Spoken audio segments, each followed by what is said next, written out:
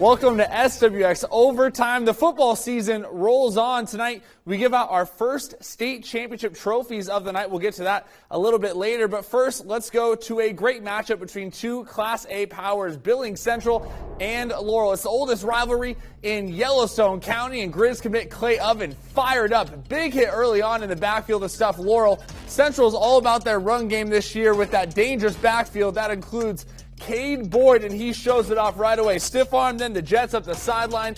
Boyd is in for 6. Rams up 10-0, and yeah, it's Cade Boyd again finding pay dirt. It's his 10th touchdown of the year, and it's 17-0 Billings Central in the second. Laurel does find their footing at the end of the half. Nice run from Owen Younger. That set up eventually a Laurel field goal, and that was the only points they had tonight. Second half, Rams roll and counter to Oven, and he does the rest. His buddy, Cade Boyd, shows us, yep, that is a touchdown indeed for Billings Central. The Rams keep it going from there. Defense pitches a shutout in the second half as they stay unbeaten with a 38-3 win. All right, let's head to AA now, and a crosstown game down at Dela Stadium between Billings West and Skyview. Rob Stanton and the Golden Bears seeking their 4th straight win. The Skyview students showed up and showed out as always early on. Graydon Wilkinson for the Falcons finds his favorite target, Kailua Fatu Paito. Nice pickup for the Falcons, but there wasn't much going for them today. Golden Bears swarming to the ball here. Multiple guys taking Wilkinson down for the sack. Then check this out on the Skyview pitch. Big hit from Mikhail Sir Johns and his pal Cooper Freitag. Those guys all over the field tonight. And, of course, West offense humming as well. Drew McDowell, beautiful ball over the top to Drew Humphrey for the pitch and catch. West up 14. And then Malachi Clonch, 54 yards to pay dirt. The Golden Bears glide to their 4th straight win, routing Skyview 44-7. Now some scores from around Class AA. Helena Capital stays unbeaten. They blow out Butte 41-0.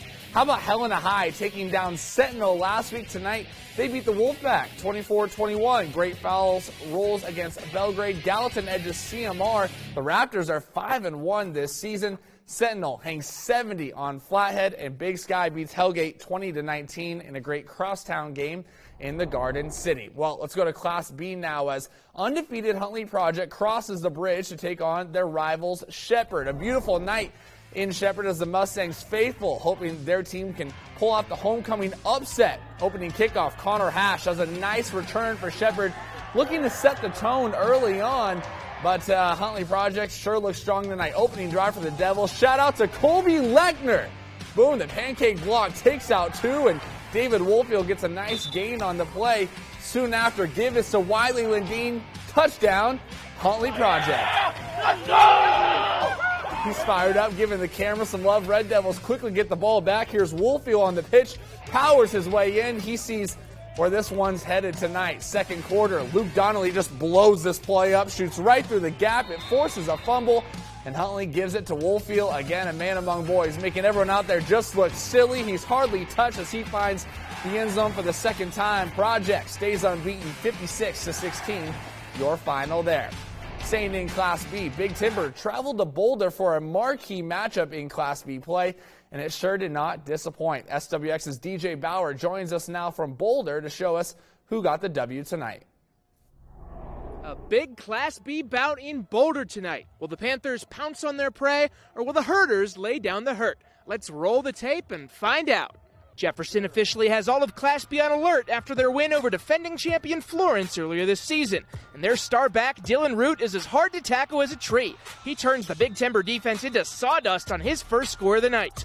Then the scoring stops as the rain pours down until Trey DeSavior is the savior for the Herders. 86 yards to pay dirt, and Big Timber leads 14-7 at half. Fortunately, the Rains take a break for a minute as Barney the Dinosaur and Mr. Potato Head provide some halftime antics. They have fun here in Boulder. Back to the game, and Jefferson is back in it as a mass of humanity piles into the end zone.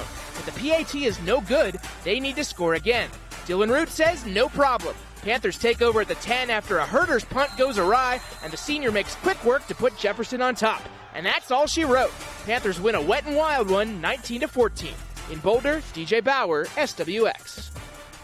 And let's stay in Class B and move to two teams trying to gain some ground in the Eastern B standings. SWX's Caitlin McLean was out in Red Lodge tonight and has the matchup. Well, both Red Lodge and Colstrip are teams looking to find their footing in Eastern B as they clash here tonight in Red Lodge. Red Lodge showing some offensive firepower early. Thomas Buchanan unleashes this nearly 30-yard pass to Calvin Garman, who has his man beat for a Ram touchdown. Passing game still rolling for the Rams in the first quarter. This time it's Buchanan with another pass from near midfield to Walker Booth. Offense firing on all cylinders here in the first half. A Colstrip turnover puts the Rams at the 5-yard line, and Landon Tomlin punches this one in.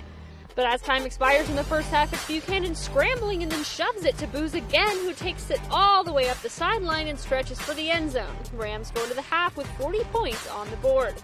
Red Lodge wins big 55-0 at home here tonight. Reporting from Red Lodge, I'm Caitlin McLean, SWX Montana.